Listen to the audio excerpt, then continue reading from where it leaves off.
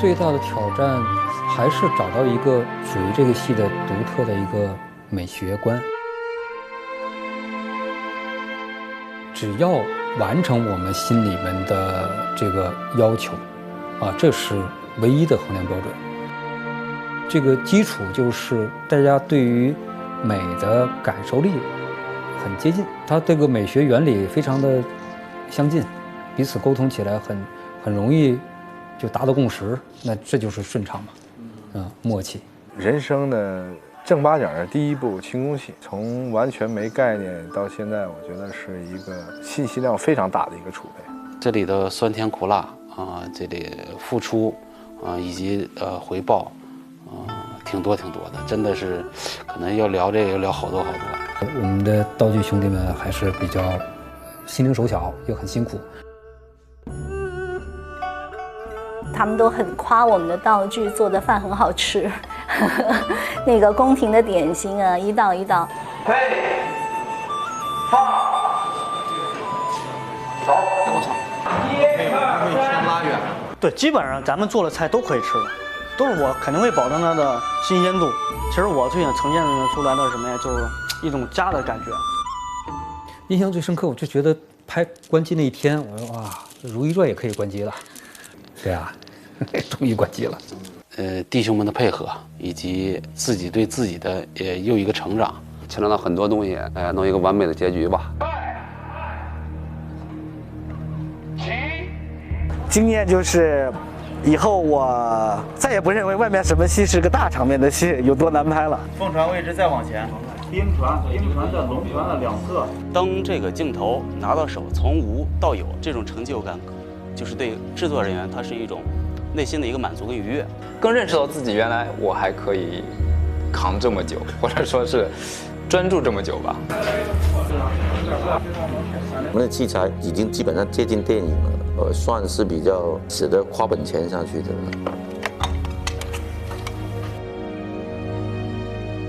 不好了，我们家贵人见当红了。轻功戏现代的声音不能有，车声、喇叭声、人声都不能有，条件需要比现在需要苛刻一点。你要知道，在横店这么一个嘈杂的环境下，保持这样一个安静的环境，没有人发出声音，非常不容易的一件事情。阿弟，开机。给了我们演员一个非常好的创作环境，那我们只要用心演戏就好了。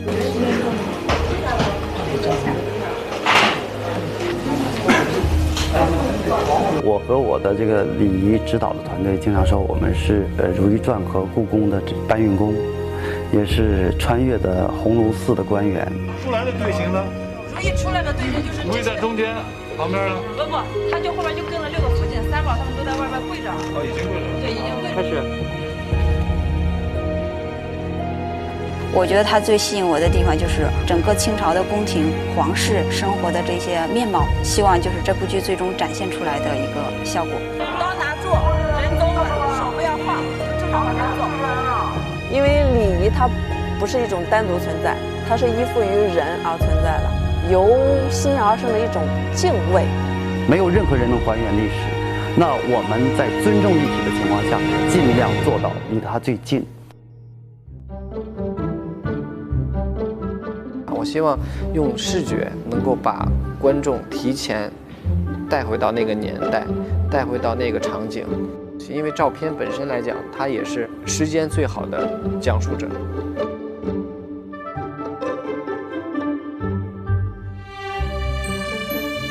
因为讲的也是清宫里边的事情嘛，这个时候难免会想到老的照片。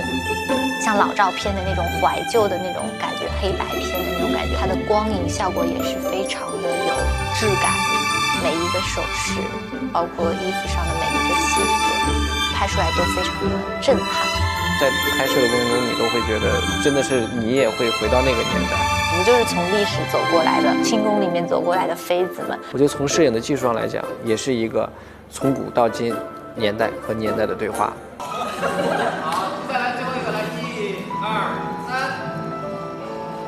为什么说是《如懿传》大家庭？就是每天我感觉我过来上班了，然后门口有一个小贴士，每天满满正能量，先迎接你。因为每个人他的每天的一个状态跟心情可能都不一样。他看到了这样一个东西的话，就能稍微把他的心怀打开一点。然后呢，每天有那个今天什么日，我觉得真的是特别温馨，然后打得特别好的鸡汤戏。我觉得这部戏人情味更重一些，各个大家在现场的工作状态，还有跟各部门同事之间打交道，也可能是因为在一起的时间太长了，所以就是感情会更深厚一些。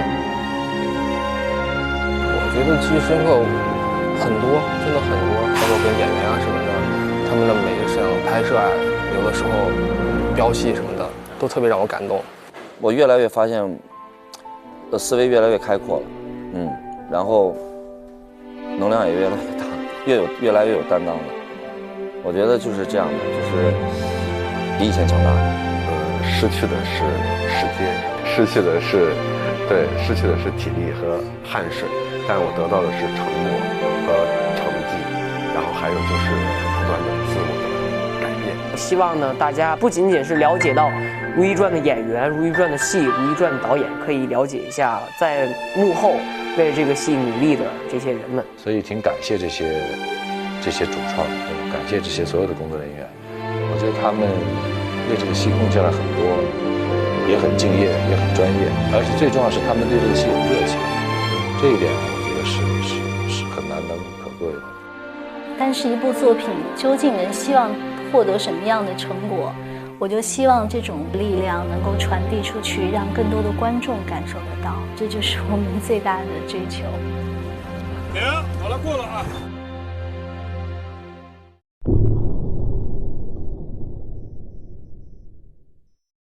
我觉得这部戏还是比较特殊的一个情况，因为很少有戏拍那么长，然后大家要一起生活8、9个月，然后包括每天的相处，还有你对你的角色的，因为时间拉得很长，所以你的进入的一个状态是挺难忘的一个戏。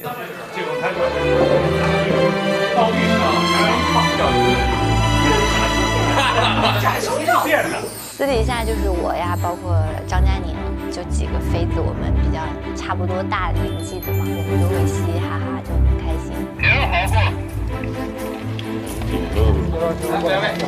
我很珍惜这份友谊，挺舍不得的。已经想着拿旧年的衣裳换钱了，那接下来是不是要动咱们的体检了？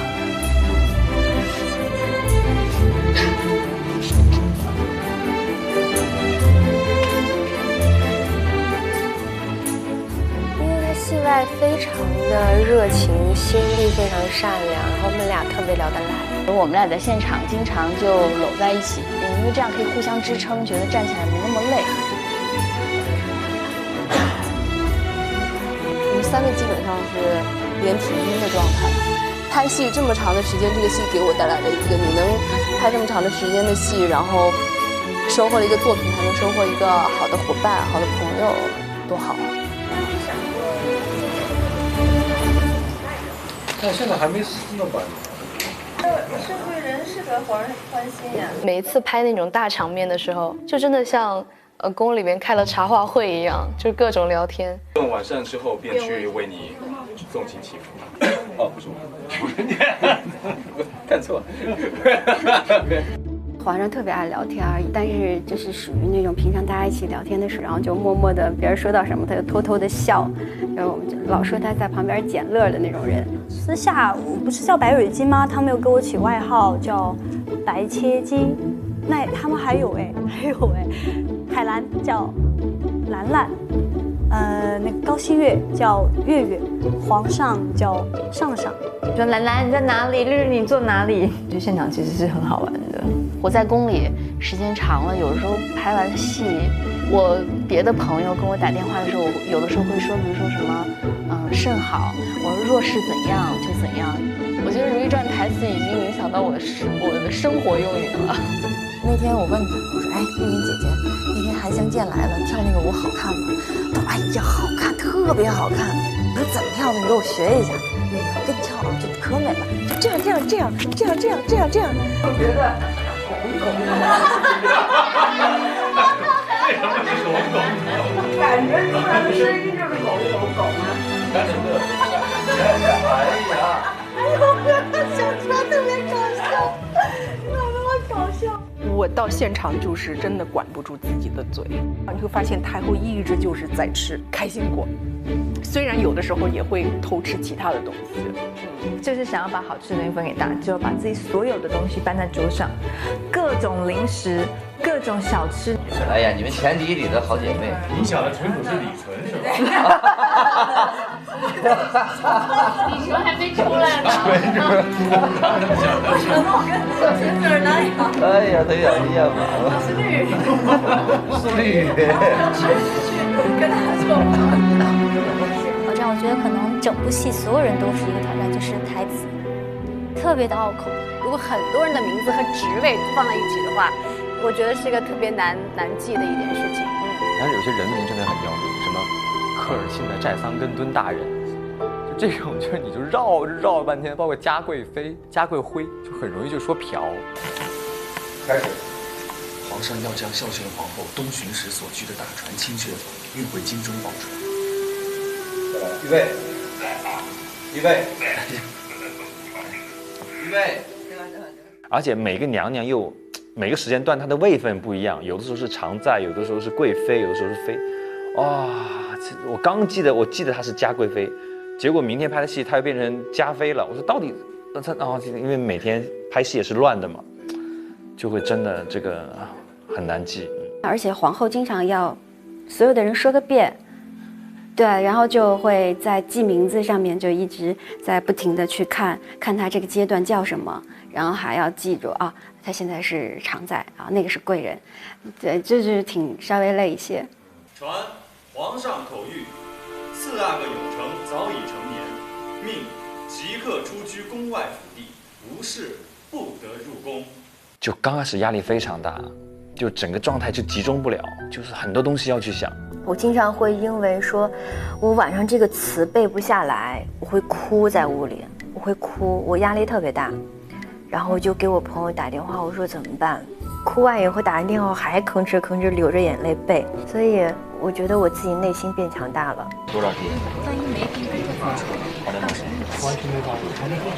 因为演员就是这样，就是你哪怕看了1万遍的剧本，我觉得你没有进入到这个场景当中，你没有去跟你的对手演员去演戏的时候，我觉得你还是停留在一个想象当中，就是你还是不能让这个角色的灵魂真的是住到你的身体里面来。尤其拍得很累的状况之下，有时候会力不从心，那个是会让我再重新归零去检视自己的。1、2、3。我们在片场就是会相互的拍照啊，跟君令姐、君美老师。太后穿越很花样。后女人是谁？取不开。然后大家后期的时候在现场就会变得有一种摄影社的感觉，就不拍的时候，啪，每个人专业相机都拿出来，桌上都在比专业的，然后一拍的时候就赶快收下去，然后我们就会分享照片啊，咔。然后我们那天开玩笑说，我们戏里最不缺的就是剧照师。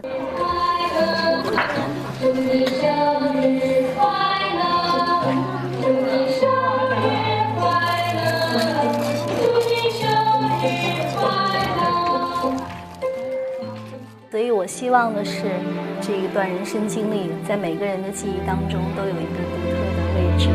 那它对于我来说也是。好玩的事情我觉得太多了，很多时候我们都是那种苦中作乐，大家都会自己就是创造一些个8个月不是8天，这人都是情感。在这一部戏里，我觉得发生的所有的事情，我觉得将来我回忆起来都会是很美好的记忆。朝夕相处，哭啊、笑啊、闹啊都在一起，还特别舍不得。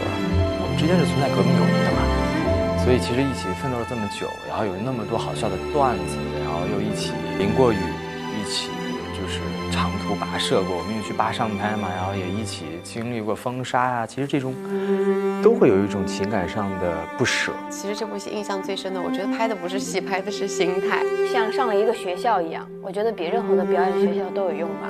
真的不想杀青，我就是想能再多学一点，或者是能在戏里戏外啊得到这些情感能再延续，是一件特别幸福的事。这8、9个月，大家确实好像生活在这个宫廷里面，然后不管是私下，都会带有一些戏里面的感觉，啊，我觉得这是很有趣的一件事情，这也是我们往后会很怀念的一件事情。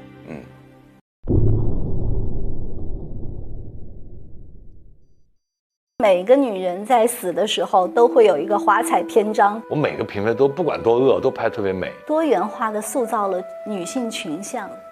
那我觉得女性自觉的意识是很多人在追求当时入宫的动机，同时感觉到了这种悲剧性的力量，因为他们想获得的东西其实都实现不了。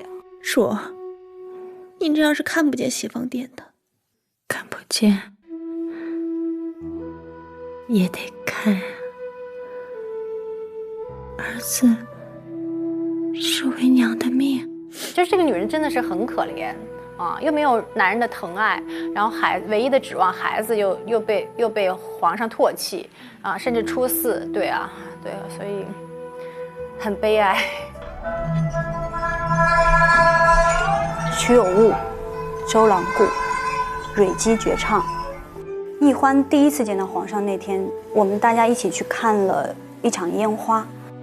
因为奕欢他在讲说，这烟花虽好，也是热闹，但若做人都只能像烟花一样，热闹了这么一时，就要回归寂寥。我就觉得听着这句话好像白蕊姬啊，就只有一刹那的光芒，什么都没有。实际上，奕欢是一个绝绝对对，他就是爱乾隆。从他见到他的那一刻起，他爱他的那个东西就是很真实存在的，所以他不能够接受梦破碎了这个事情。最美的是西月了，是吧？风笛在他眼前那种啊，那个弄一个孔雀在他旁边，其实就是在讲一个笼中鸟的一个概念。他突然就觉得他活着这一辈子最后那一点希望都破灭了。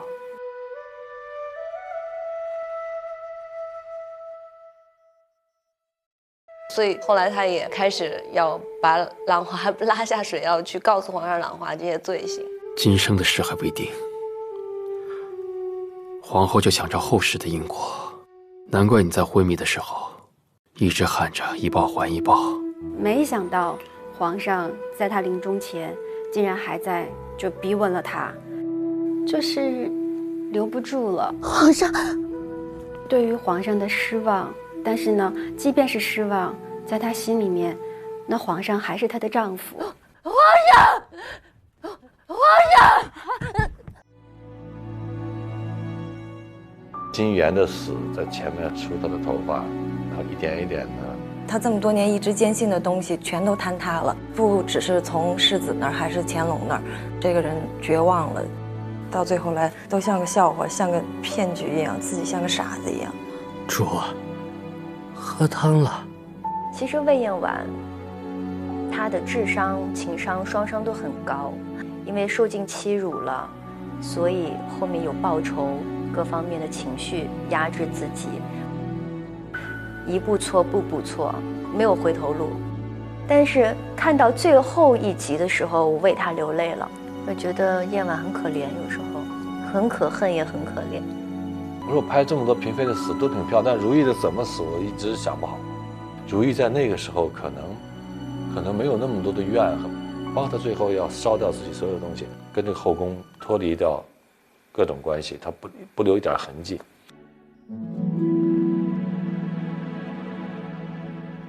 就是他走得很安静，他已经把他该做的事情做完了。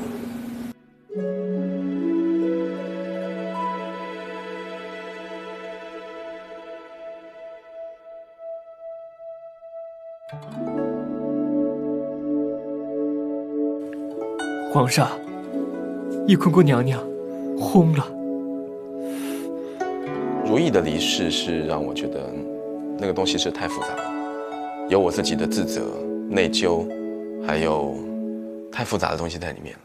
还有我再也回不去了，我再也回不去跟他那样的时光了。因为人生总有遗憾，反正他也在宫里，他也出不去，我晒着月亮我就走了，不挺好？对，所以其实他不是我不觉得他是很悲剧的，他很好，我觉得他就是他是一个善终啊。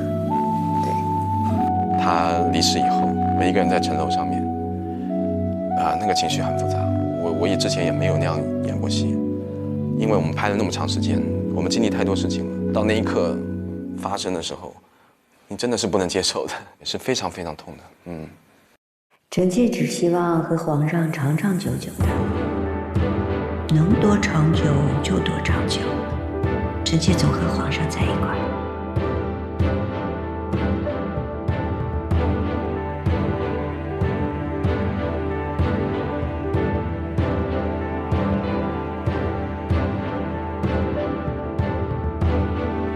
我很庆幸我有这样的一个人生的经历，我体会到一个这么重要的人物的一个喜怒哀乐。哪怕是一个世人眼中失败的皇后，不成功的妻子，一个深宫中的落败者，她身上也有着非常美好闪光的一面。她做着那个时代很多人不敢做的事情，自由、自在和追寻。坚持。而《如懿传》可能更多的探讨的是人性，没有绝对的好人，没有绝对的坏人，就这个世界不是非黑即白的，它会有很多不同的角度。就心无执念，就他在就珍惜，不在了就让他好好的在。这部戏所有的演员都尽了所有的力气，我觉得那就够了，那就够了。我觉得《如懿传》它就是《如懿传》，独一无二的《如懿传》，能让你静下心来去欣赏的一部戏。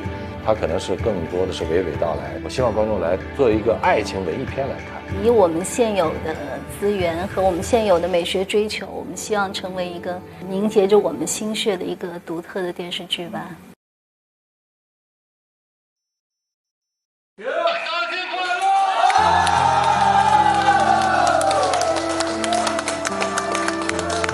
我觉得昨天他们很细心，就是安排了这个戏。然后导演也很好，就是把我跟他的画面放在最后一个镜头。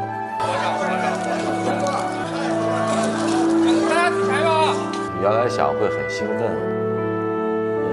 对啊，无数次的想过杀青那一天，从开机第一天就想，真的杀青了吧，又五味杂陈。我的感觉就是一起奋斗9个月，像战友一样的那种感觉，其实也蛮特别的。《如懿传》今天终于杀青了！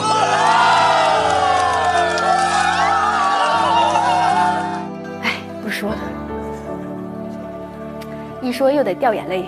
哎，我昨天要杀青嘛，看到那个上面写张嘉宁杀青，我就想哭，就是不想在大家面前哭啊。这样如果你哭的话，每个人看到大家都会很难过，所以我们都会就是压抑住自己的情绪。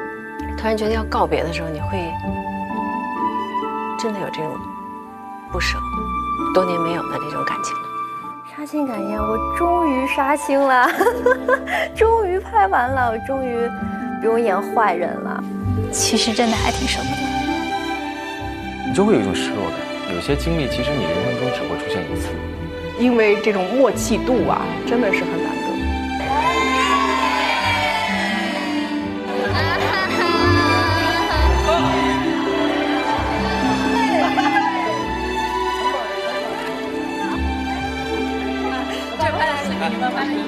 虽然故事精彩，这个大家也都合作得特别好，依依不舍，但是待在宫里，衣服太沉，头饰太重，规矩太多，还是宫外见吧。宫的这些女人，因为她们唯一的只有皇帝一个，就是他们的感情、宠辱都在一个人的身上。因为本身这样的一夫多妻的设定，它就是一个不平等的基础。其实宫廷后宫也是这样。它很华丽，很奢靡，但是真正每个人的心酸。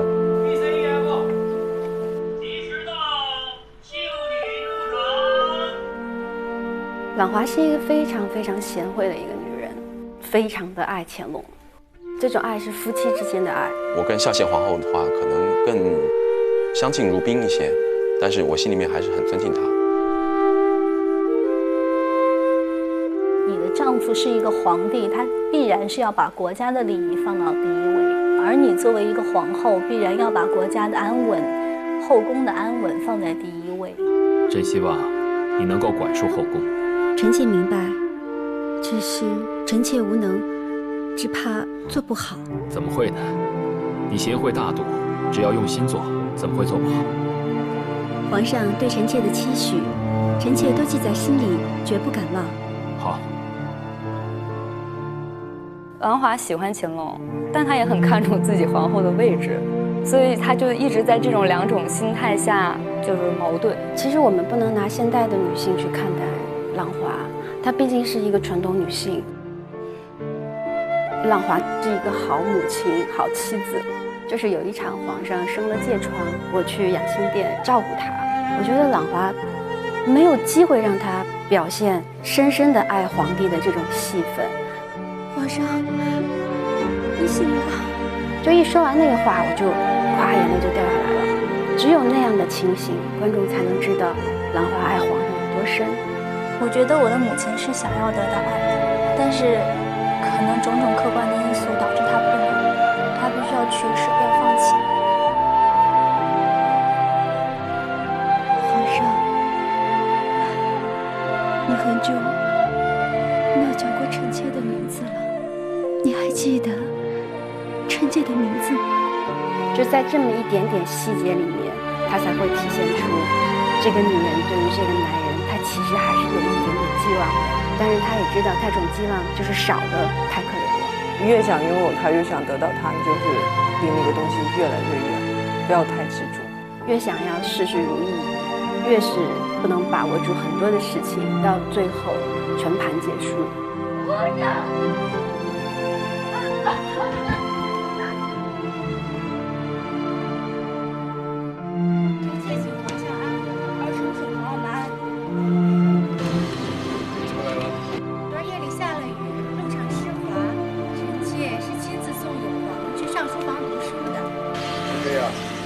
把永璜托付给你。臣妾多谢皇上。苏丽云其实是先帝指给皇上的，就是说这个女子善生养。她的婚姻就是父母之命吧。她也知道皇上没有那么宠爱她，所以她也知道她在这个宫里唯一可以指望的是她的孩子。我朝一直有立贤之说，用成年长出色，用机智的嫡子年少无知，只怕太子之位就归类不成，我的日子我觉得他对乾隆是有很大的畏惧心的，所以我觉得他在皇上面前是小心翼翼的，所有的说话、言行举止，其实都是在讨皇上欢心。是见到我公主啊！自从臣妾成了何家公主8年了，终于又有了一位公主，臣妾恭喜皇上。苏丽云本本分分的是吧？过日子型的，她也没有什么更高的奢望的。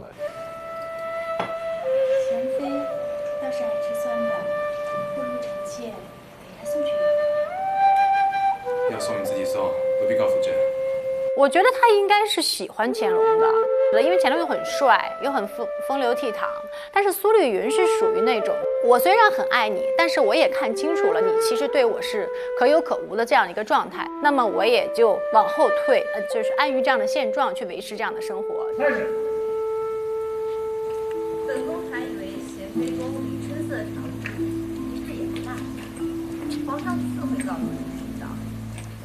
我觉得前期乾隆还是很喜欢高熹月的，因为高熹月是宫里弹琵琶的一把好手，皇上又特别爱听琵琶。然后高熹月又比较会撒娇。那皇上这2个月，我想着什么钱？你猜？臣妾不猜。自然是有的。进宫以后，他每天都是在想怎么能得到皇上的心，能多得到皇上的宠爱。他最后觉得皇上对他是最重要的，比他自己都重要。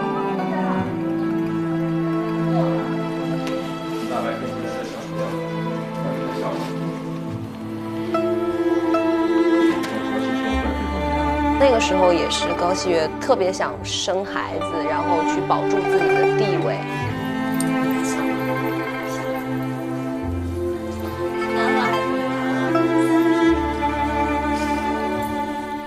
皇上虽然是也很宠爱熹月，但是我觉得他只是可能面子上要过得去，有可能是单方面，就可能是熹月对皇上一往情深。那场戏，当我一直在等他，大概将近4年吧。我原来以为就这个我深爱的男人来了，但是我看到他的时候，我突然觉得这个男人眼睛全是冰冷的，是陌生的。他已经不是来跟我谈感情的了，就实在没办法，最后来跟我见这么一面吧。我觉得他整个心都凉了，他还是对皇上抱有一丝的那个希望跟幻想吧，但皇上没有帮他，一句都没有。他突然就觉得他活着这一辈子最后那一点儿希望都破灭了，很撕心裂肺的一场。臣妾谢皇上。车婉英是一个非常简单、脸皮非常薄、很害羞的一个女孩。你来这半日，怎么连话也不说一句啊？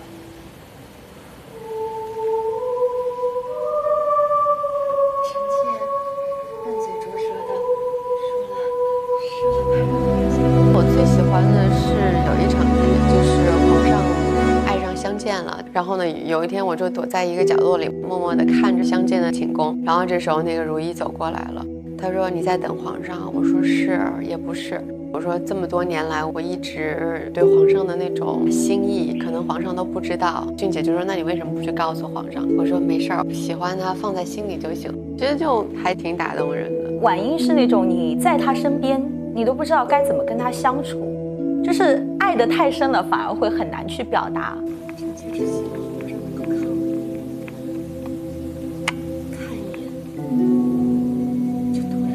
就是我爱你跟你爱不爱我没有关系，只是我内心一直爱着你，不论你做什么我都会爱你，甚至说我为了要安慰自己，我可能通过各种各样的方法来充实自己的内心，比如画画呀，比如去做一些我力所能及的事儿呀，比如说我心里想着我做所有的一切都是为了皇上，只要皇上开心，那我就是最大的满足。孝贤皇后做的一切，朕甚是感激。朕看得出来，你是个有心人。臣妾平日里没什么能跟皇上分担的，这都是臣妾应该做的。其实，这是爱的最高境界，不是简单的粉丝对偶像的喜欢，而是发自内心的、很深刻的一种爱恋。就是我只是用我的方式默默地爱着你，我爱你的所爱，爱你的所痛，爱你所有的一切。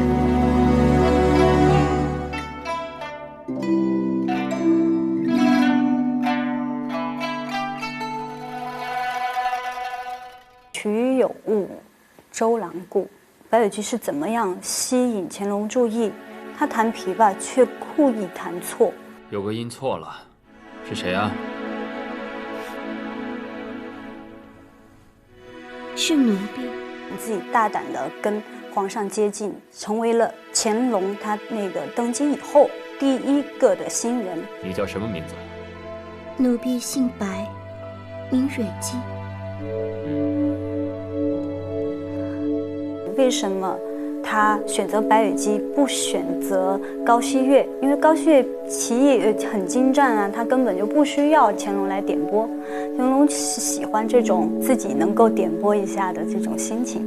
你这弹的是胡笳18拍吧？皇上好。他这个时候他肯定心里面就是会觉得，哇，我现在很得宠，我恃宠而骄。其实他根本就不知道他现在做的一切，人家会觉得他很傻。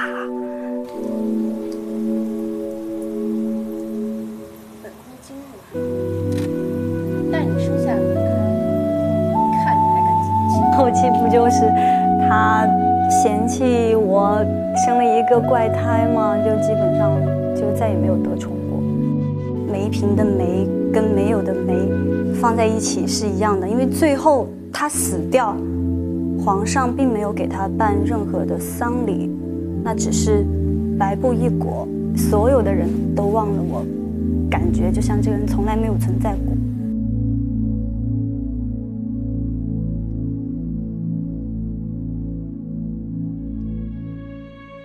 像奕欢啊，他对皇帝的那种痴情，他是真心的爱，粉丝般的那种。自从我第一次见到皇上，我做梦都没想到自己能靠他那么近。如今真的能在皇上身边，我已经心满意足了。其实我在这众多的婚姻关系当中，我还是最喜欢奕欢的表达方式，因为我觉得他很真实。他先是崇拜皇上的诗，崇拜皇上博学，再到看到皇上的样貌，对这个人的爱就更完整、更立体了。那个之后就一辈子也没改过。你说他这个一见钟情那一刻起，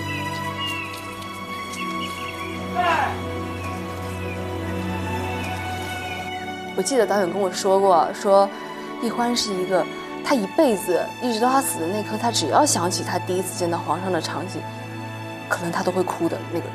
乾隆就是他的梦，是他的神，是他的一生啊。开始。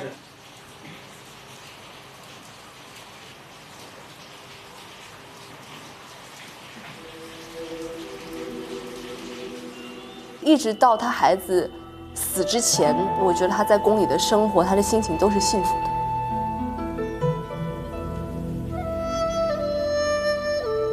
易欢最在意的就是他的这个梦啊，就是乾隆这个人。我觉得她是一个很有个性的，然后很直率的，是一个在感情上有洁癖的这么一个女人，所以她不能够接受梦破碎了这个事情。皇上嫌你是内科男人，我是太后的人，所以他给你喝就是他认为最重要的人和最重要的事儿都已经破灭，只是他的爱带有一些很特别的色彩，跟旁人所不能够理解的这种盲目痴情，但它就是爱情。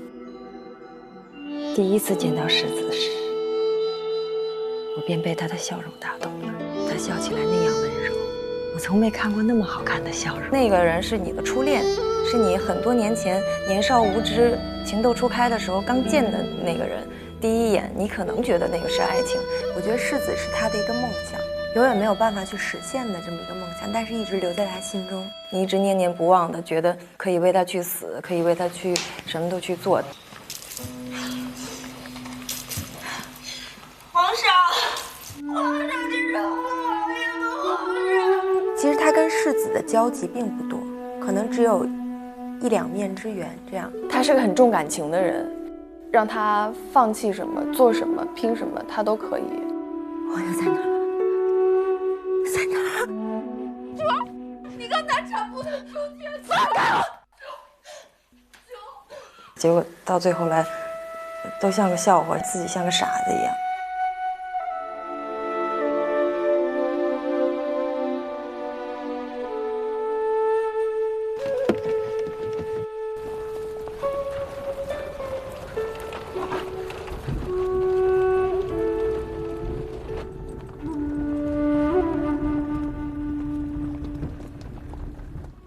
因为我觉得其实韩湘剑就比较特殊嘛，大家都知道这个人物也是非常传奇的一个女子，她相信真爱吧，因为她内心有她最爱的韩琦。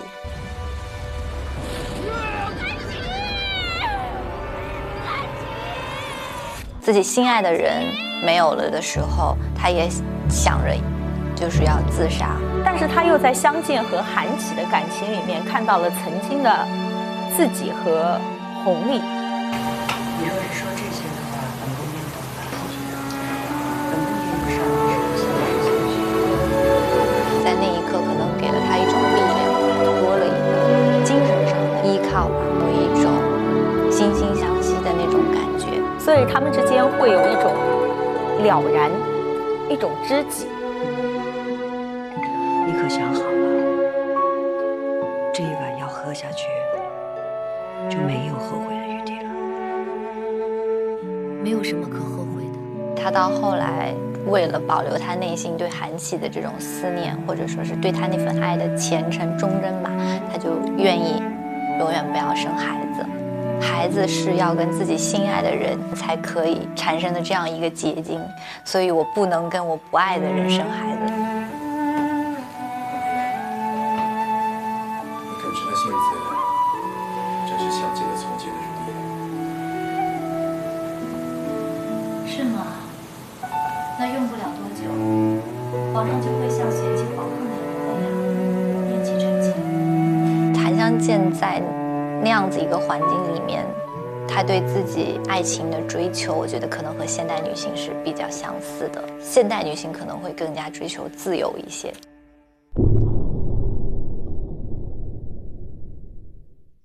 臣妾问皇上安。你都跟着那么久了，怎么见了朕，还是那么怯生生的？我觉得海兰是属于那种我要收起我所有的这个棱角，然后做一个与世无争的人。她对皇上也没有太深的感情，她不像就是其他的女人。她其实就明白宫中的那些感情是这样的，她会一个一个来信的。就是你如果真的投入了，你爱了他，你就会受伤的。尽忠职守，致负他头领之位。因为后宫很多人是对皇上有情的，但凡有情就会计较很多事情，反而没有情感的人不会干扰到他的情绪。他算是众多妃子里面就是理解他蛮理解乾隆的人，那但是他不会跟着他对着来，那很多事情他会用他的方式去处理，这样。那所以乾隆也理解他是一个特别明事理的人。我觉得他年轻的时候一定是对乾隆有情的。我觉得有点互敬互重，就是相敬如宾的感觉，对。但是我不爱他了。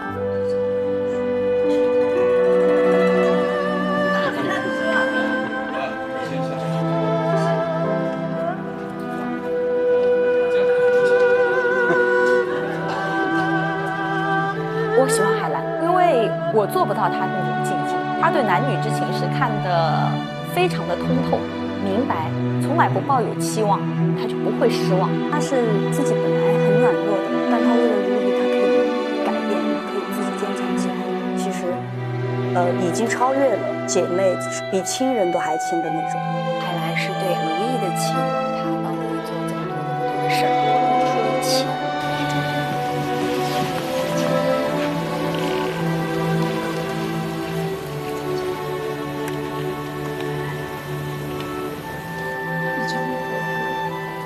互相知道为了对方，就是对方做的一些事情跟自己一样，然后如意知道海兰是这样子可以冒死去救他的，我觉得那个信任感是非常坚强的。海兰是因为我跟如意是好朋友，然后也帮过他跟如意，所以也会把我当成朋友。其实我跟凌云彻中间又有一个很微妙的关系，其实会有一点点小吃醋的比较。我觉得只要是很好的朋友，只要是人都会有那一种心理上的难过。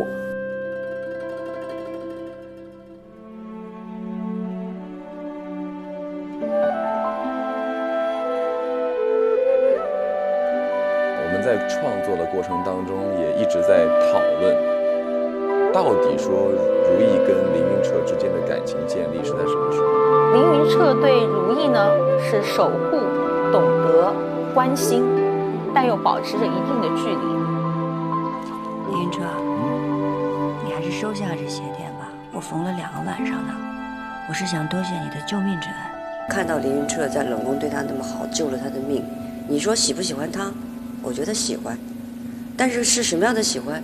你对对方，你是可以安心的信任的一个人，所以他对如意来说也是非常重要的一个人。如意对凌云彻有没有爱情？我觉得没有。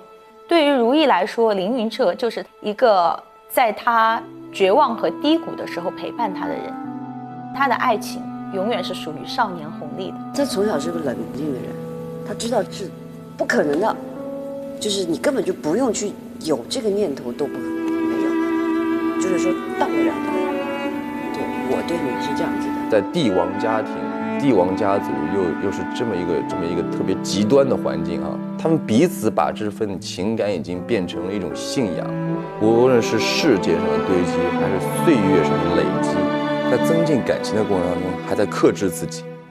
这回啊，不要像上回那样整日喝酒一直消沉，像这样的傻事做1次就够了。为同一个人伤心2次，确实不值得。魏延婉都知道为自己打算，你也该为自己打算。微臣谨遵娘娘教诲。这就对了吗？在控制情况下还在相处，在互相扶持、互相照顾，长远走下去，到了那个点，它就是一个超越男女的这么一个情感，所以一直到一生的结束，它都是一个默默守护的过程。我用云这个字表示他的感情是远远的、高高的，不能落到身边。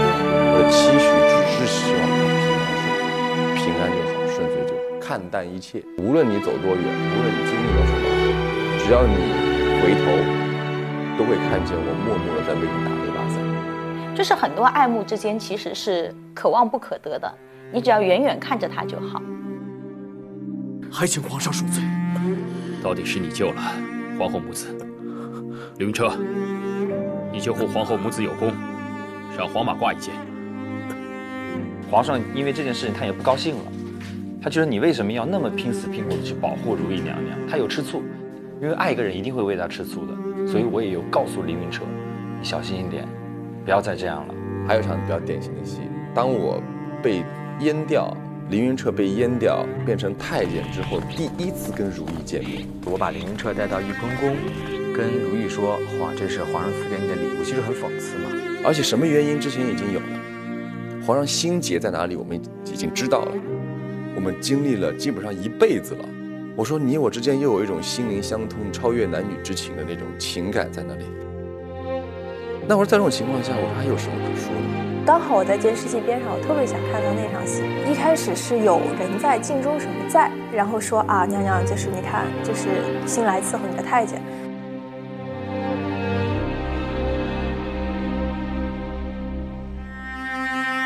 我跪在那儿，含着泪看着，迅姐是傻了，看着我。迅姐有一个很厉害的地方，就是她的眼神。拍他特写的时候，一开始他是很收着，没有多大的表情。他眼神刚收一点点，我立马就卡那个点。我说多谢你，就磕头，他哗，就完全是控制不住的那种。我本来迅姐就比较性情，然后他一旦进到那里面就不行，那一下就不行，就崩塌。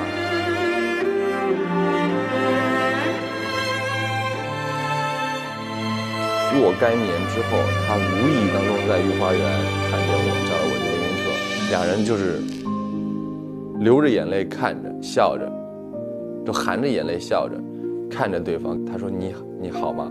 我说：“好，一切都好。”然后如意呢，听出来了那个假话，当真话听，就这是最酸的。我说：“只可惜来年天寒风雪时，不能再为皇后娘娘摘一枝梅花相送。既然我们不可以在一起，我又那么爱你，那我们就超越男女之情，我就守护你。”奴才告退。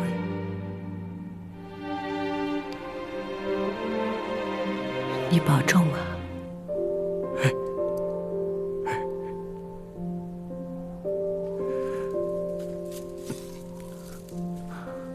如果说问我这个戏的主题，我觉得是逃脱，或者说是要挣脱某些东西，其实就是挣脱后宫的高墙，挣脱有形的婚姻和无形的情感对人的束缚。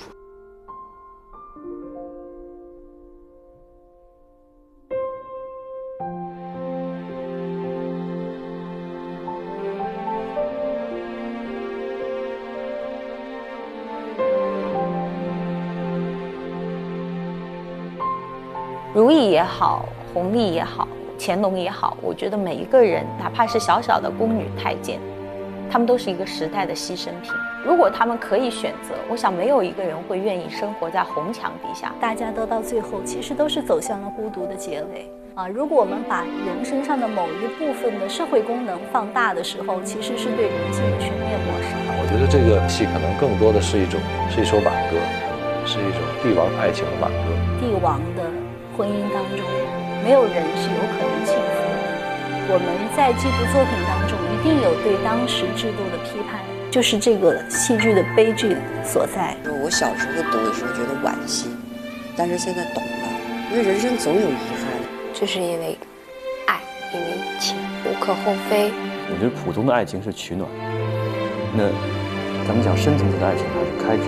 夫妻之间除了情爱之外，更多的是一种依靠，才能支撑下去他们走很远很远的路。平平淡淡的，简单的快乐可能超越一切。婚姻是需要去经营的，然后也会遇到坎坎坷坷，到最后才会悟到很多的道理。这个不是一个伤感的东西，而是这个事情的原因、结果，它就是会这样子。我觉得还是都是为了给爱情一点希望吧。这个戏真的是道尽了这两个人的一生、一辈子。如意是很向往爱情，他对爱情的那种感觉很纯粹。皇后是皇上的正妻，所以皇上和皇后才能一同入画。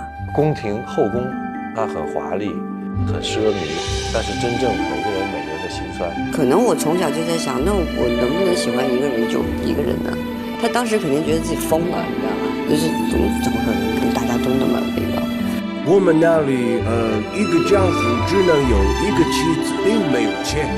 突然老师您这么说的时候，我觉得我这么想没有问题啊。这时候如懿就觉得，对啊，为什么不是像国外那样一个丈夫一个妻子，这样两个人其实多相濡以沫呢？白首偕老多好。我们这部戏对于女性的解读，其实如懿是一个典型的代表吧，不管是女性心理的情感，还是女性生命的体现、价值的体现，包括她其实对男权社会她也有一些质疑的。万一一个夫君只有一个妻子，没有任何妾室呢？朕看你是傻了啊！怎么老想着郎世宁的闲话？宫中的生活呀，我觉得像牢笼里一样。我觉得像《如懿传》里面的女性，高墙里面生活的人，她对她人生当中的选择，其实不够现在人那么多。显妃娘娘，请上轿。既然是走着来的，咱们也走着回去吧。如果你没有独立的选择生活的自由的话，你怎么可能去追求到幸福呢？他敢于跟乾隆皇上提出这样的一种质疑，我是觉得是在封建社会很难得的一种自由平等吧。可以说《如懿传》是她的如懿精神吧，女性的一种自我发现、自我成长、自我觉醒。因为他要拿住这点情感，最后发现自己其实是很无力的。不要痴迷在爱情当中吧，不要把命运掌握在别人手上，要掌握在自己手上。中秋已过，是非已平，只有心无执着，清净自在，所有的尘埃都侵扰不了你。他话里话外都在点拨这个如懿啊，告诉他就是放下一些执着的东西，然后心要清净自在。我觉得心无执念这个东西是要花很长很长时间去累积、去练习的。我想我这个角色除了在这一个阶段可能有一些制造一些矛盾、一些戏剧冲突以外，可能也是给如懿这个角色在思想上把它拔高一些，然后给她一些更大智慧的提醒。皇帝和皇后怎么都不作声啊？这戏怎么样啊？他们俩的婚姻究竟在什么时候破裂的，或者说他们俩感情在什么时候断的，可能是一个潜移默化的过程。环境跟身份跟各方面的不一样，慢慢的这个距离感就越来越大了。我觉得她其实更多像现代女性一样，我只是把你当做我的丈夫来看待，我并没有想过就是说在你面前去做一个低你一等的人。她其实很追求感情里面的平等与尊重。我觉得观众会和我一样目击着如懿的整个的演变和皇帝的爱情从有到无，从无到有吧。你不是说做朕的皇后厌倦了吗？朕今天成全你。金宝，将乌拉那拉氏带出去，收回她的皇后侧袍。其实有很多读者跟我说，能不能就是改变断发这个结局，因为实在太凄惨了。那我觉得一个人物他本来的结局是怎么样，我不想强行去给他安一个非常美好、看起来大团圆的结局，所以没有去改变它。说这个皇后呢，她突然自行断发，就是把自己头发给剪掉了。他说这样的事情呢，是满人他完全无法接受的一个事情，这是非常的一个不能合乎这个礼仪的一种表现。所以呢，他这个不能母仪天下，这才让大家知道中间发生了比较大的一些变化。这个我觉得如懿她是没有想到她在那一刻会断发，她是吵到那儿，吵到那儿，吵到那儿，然后哗就断了，然后那个就开始想这个事儿要怎么办了。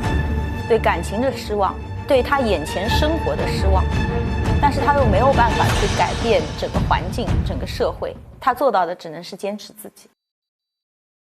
你看，一个人一生都在向往一段情感，一生一次，心应一动，他的生命最核心的一个点。他在寻找他也积极争取，但是后来发现他所想象的东西和现实，他是分离的。他和皇帝要去经历的，就是他跟皇上说的那个来因续果。最后就是如懿来讲，就是对什么都没有无恨吧。你的选择，他的选择；你的变化，他的变化。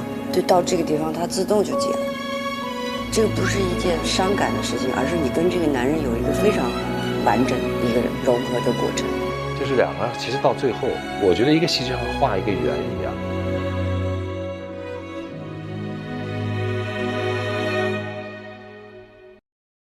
备，开始。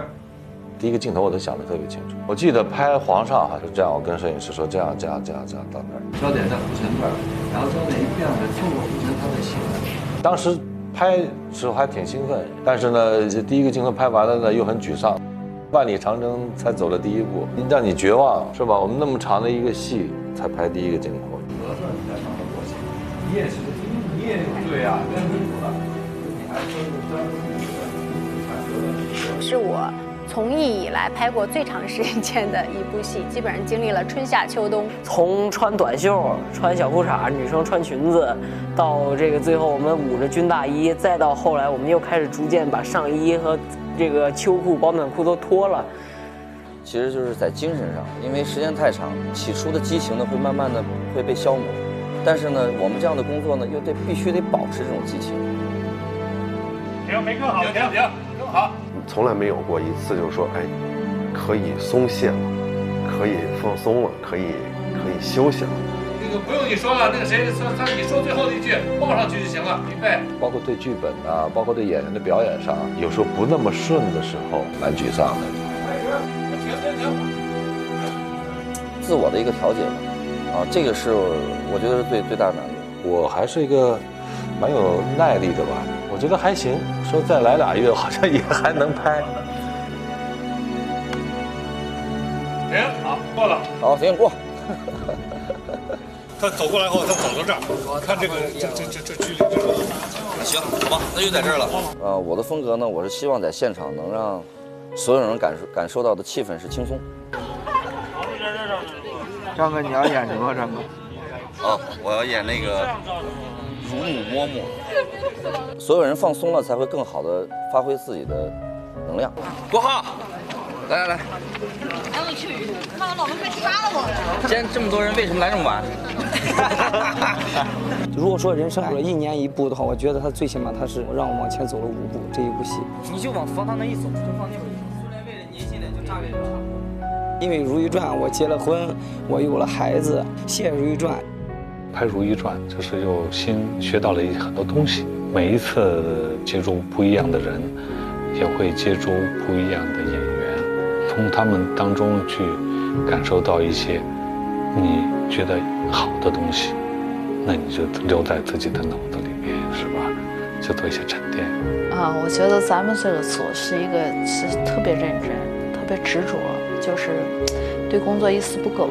这一点，我挺感动的。我从剧以来拍着时间最长、最严谨的清宫剧，相当于我们是感受了一个朝代吧，从方方面面各个细节来了解清朝的这种衣服的，就是各种样式啊，然后它的工艺啊，然后还有它各种细节的东西，我觉得特别的开心，因为我们非常难得有机会这样系统的来学习，来感受这样一件事情。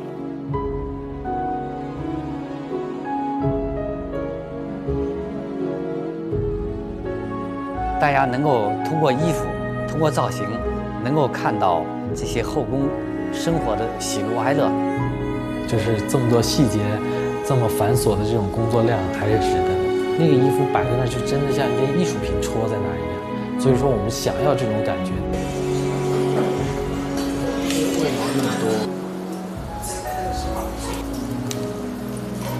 有一些就是观众啊或网友啊，他们就是说设计的这个造型呢，是他心目中的那个角色，或者说他们觉得很美，我就觉得很有成就感。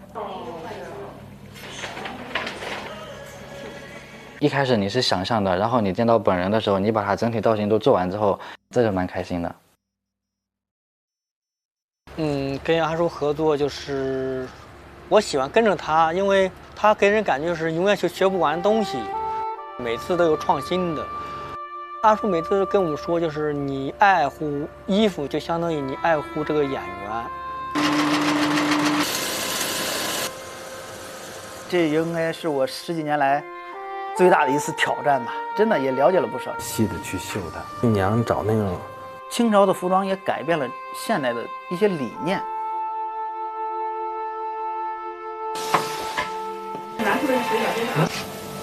我觉得组里主创部门啊，他都是一个特别较劲，自己和自己较劲，完美了还要更完美，就是这种追求。最大挑战其实可能是我自己克服一个心理上的一个障碍。这个难做的实验的时候，要考验我自己对清这300年的历史当中，我自身的文化的一个积淀。和哪些东西我无法逾越的地方，我能找到一些更适合我自己的一个表达，可能这个是特别困难的。